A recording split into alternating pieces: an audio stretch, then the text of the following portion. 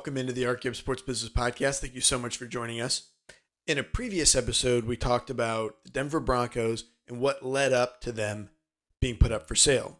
Some of the stuff with the trust and the family.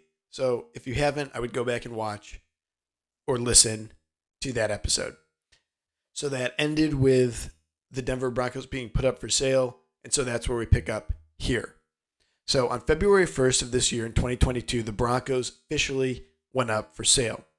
According to Jeff Longford's article on ESPN, there were 4 groups that were asked to be a part of a second round of bids. One was Walmart heir Rob Walton, the eldest of the Walmart founder Sam Walton's children. The other was a group led by billionaire Josh Harris, co-founder of Apollo Capital Management and owner of the Philadelphia 76ers and New Jersey Devils. And next was a group led by Matt Ishbah, head of the Michigan-based lender United Wholesale Mortgage.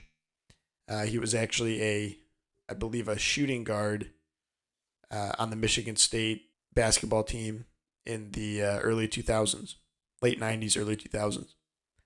And then finally, a fourth group was led by private equity co-founders, both billionaires, Jose Feliciano and Baydad Eghbali. That might not be correct, and those were the 4 groups that were invited to the facilities to do visits at separate times throughout May, according to 9 News Denver. So those were the finalists.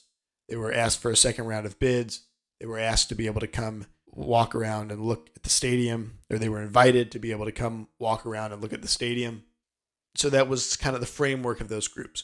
Now, a couple interesting notes on the groups. The private equity firm Clear Lake Capital, which is the firm that was founded by this fourth group, Jose Feliciano and Baydad Eghbali, was actually used to help Todd Boehly purchase the Chelsea Soccer Club.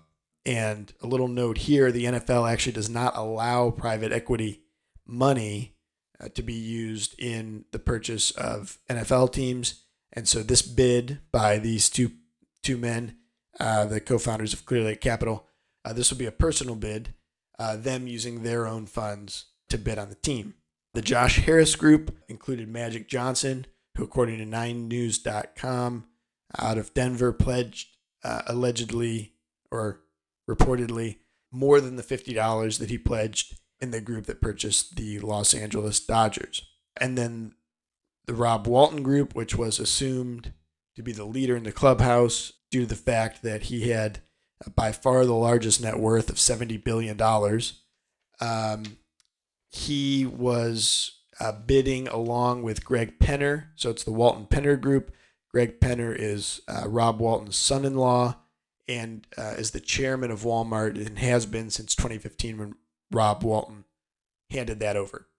Greg Penner was both part of the capital, putting up some money in the bidding process, as well as it's thought that he would be the one taking over day-to-day operations in the event that the Walton Group won. Now, of course, we all know the Walton Group did end up ultimately prevailing in the sale. And just a note, since this was a sale from a trust, again mentioned in a previous episode, the trustees had a fiduciary duty to get the highest purchase price for the franchise that would go to the beneficiaries of the trust, the Bolin children.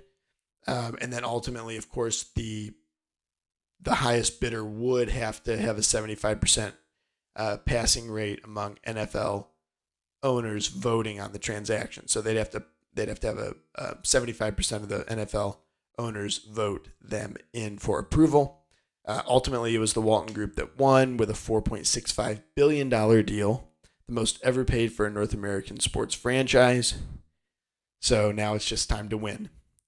Thank you and have a great day.